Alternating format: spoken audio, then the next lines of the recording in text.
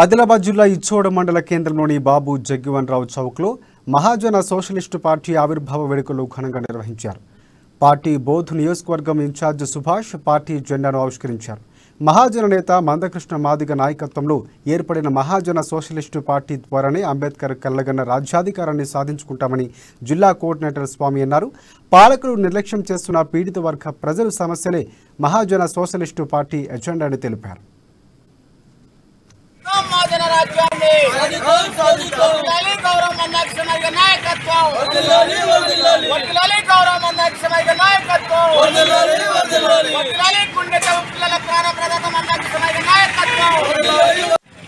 గౌరవ మందకృష్ణ మాదిగ గారు ఏ వికలాంగులను ఒక తాటిపై తీసుకొచ్చి ఒక వికలాంగుల కోసం హక్కులు సాధించి పెట్టిండో, వారి పెన్షన్ ఏ విధంగా పెంచడానికి దారి చేసిందో, అదేవిధంగా గుండె జబ్బు పిల్లల్ని ఏకతాటిపై తీసుకొచ్చి ఆరోగ్యశ్రీ పథకానికి రూపకర్త తయారు చేసిండో, ఆ విధంగా రాబోయే రోజుల్లో మహాజనులకు కనీస సౌకర్యాలు లేనటువంటి ఈ రాష్ట్రంలో కానీ దేశంలో కానీ రాబోయే రోజుల్లో ప్రతి ఒక్క పౌరునికి భారత రాజ్యాంగంలో ఉన్నటువంటి నిబంధనలకు అనుకూలంగానే వారి యొక్క మౌలిక సౌకర్యాలు కల్పిస్తామని చెప్పి